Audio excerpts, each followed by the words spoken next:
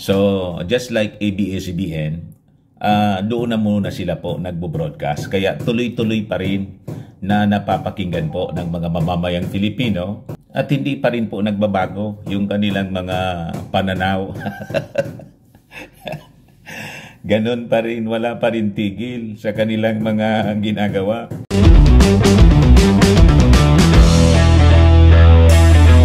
Ito na mga kababayan, yung House Bill na tutuldok sa future po ng SMNI.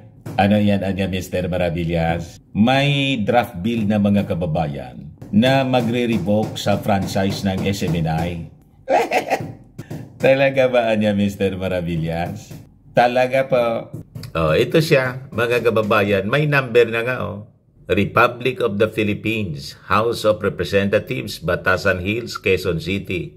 19th Congress, 2nd Regular Session, House Bill 9710, introduced by Representative Ramon Rodrigo L. Gutierrez. An act revoking the legislative franchise granted to Suara Sog Media Corporation operating under the business name Sunshine Media Network International or SMNI, repealing for the purpose Republic Act 11422, entitled an act renewing for another 25 years the franchise granted to Suara Sog Media Corporation under Republic Act number 8122, entitled an act granting the Suara Sog Media Corporation of the Philippines a franchise to construct, install, operate, and maintain for commercial purposes radio and television broadcasting station in the Philippines and for other purposes. Sa mga kababayan, namumuro na niya talaga, Mr. Maravillas, yung SMNI. Paano po? Na found out na napakarami ng mga violations. Hindi lang ng franchise. Sabi nga sa ating interview, yung personal interview ko po kay PBA Party List Representative Migs Nograles, pati yung saligang batas na violate po ng SMNI. Matindi po, mga kababayan. But before ko na ibigay sa inyo yung full story, kung ano yung nilalaman nitong House Bill, click subscribe muna dito sa ating YouTube channel and hit the notification bell para lagi po kayong updated sa mga kaganapan dito sa ating bansa. Like and share na rin po ninyo ng ating video.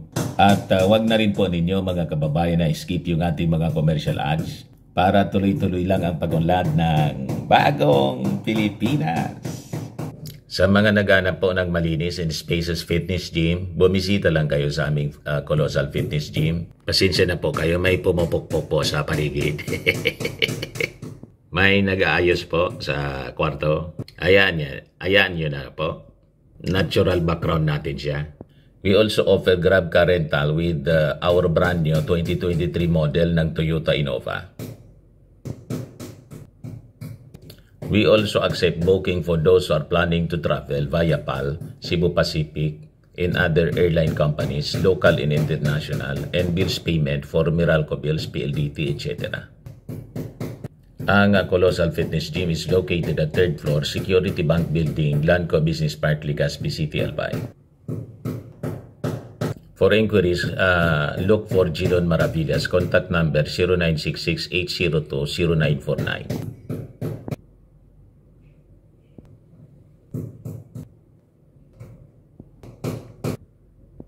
Ayos pa.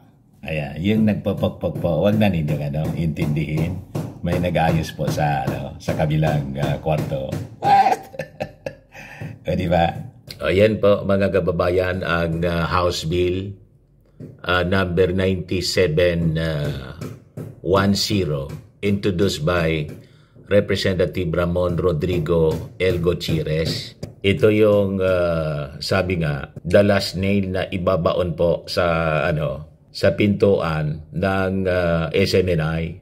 Sabi diyan, be enacted by the Senate and the House of Representatives of the Philippines in this Congress assembled that Section 1, the legislative franchise, granted to Suarasug Media Corporation operating under the business name Sunshine Media Network International under Republic Act 11422 entitled an act renewing for another 25 years the franchise granted to Suarasug Media Corporation under Republic Act number 8122 entitled an act granting the Suarasug Media Corporation of the Philippines a franchise to construct, install, operate, and maintain to commercial purposes radio and television broadcasting stations in the Philippines and for other purposes is hereby revoked. Section 2, Republic Act 11422 is hereby repealed. Section 3, this act shall take effect 15 days after its publication in the official gazette or in newspaper of general circulation. So ito, introduce pa lang po ito, baka malito kayo. Hindi pa man po ito approve, final pa lang po, kaya may number na siya ng House Bill number. So medyo matagal-tagal pa. Right now, yung programa po ni Maudigs at saka ni Celis, para hindi na po sila gawa pa ng kung ano-anong kalituhan sa ating mga mamamayang Pilipino na maaaring mag-pose ng threat to national security. Sinuspend na muna po ng MTRCB for 14 days at saka sinundan po ng NTC suspension for 30 days yung buong istasyon na po, yung buong network. Kaya right now po, pag naririnig ninyo yung SMNI at saka yung mga radio stations nila, hindi na po yon sa mainstream, kundi nag-migrate muna sila. Sa bagay, nasa social media na sila, matagal na. So, just like ABS-CBN, doon na muna sila po nagbo-broadcast. Kaya tuloy-tuloy pa rin na napapakinggan po ng mga mamamayang Filipino at hindi pa rin po nagbabago yung kanilang mga pananaw. Ganon pa rin, wala pa rin tigil sa kanilang mga ginagawa.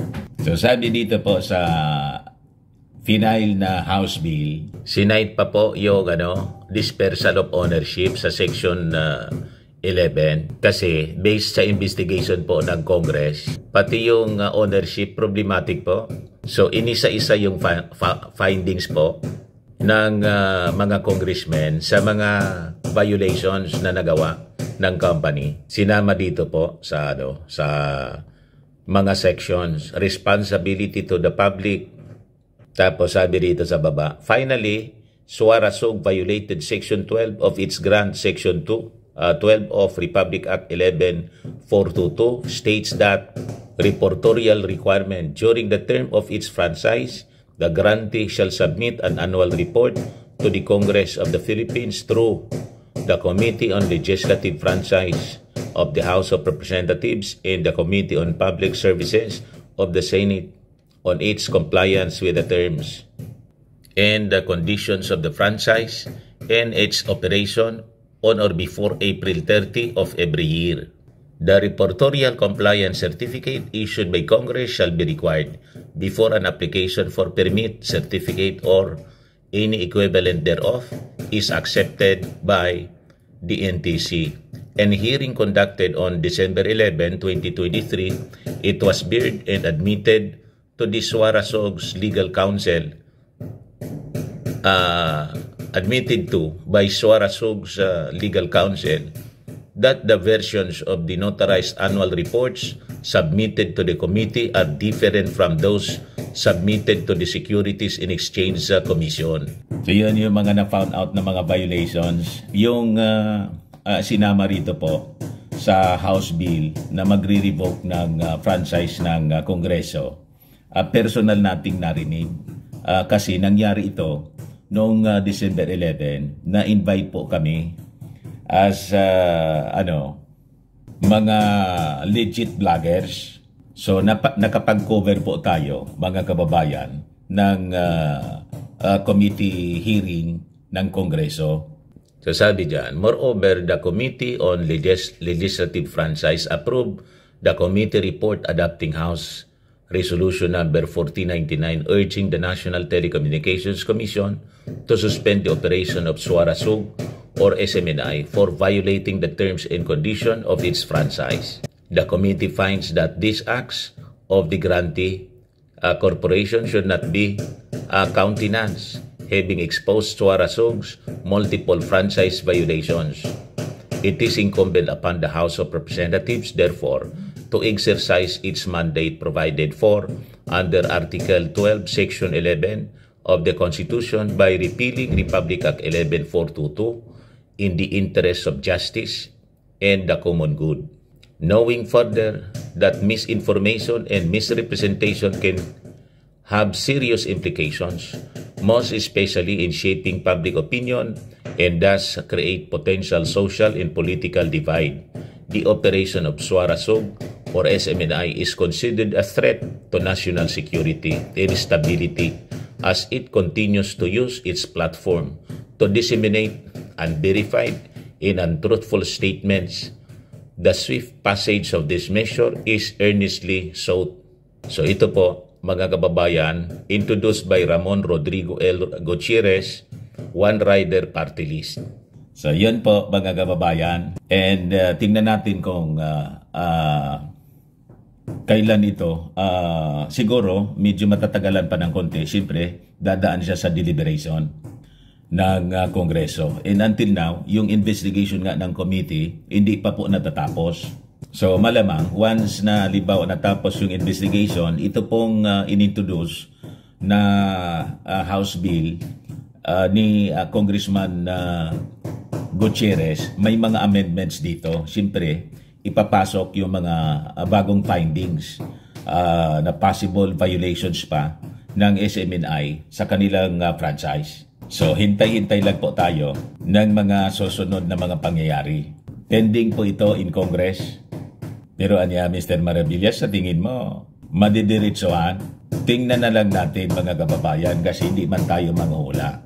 Ngayon, aninihintay natin mga kababayan kung pumipekto yung power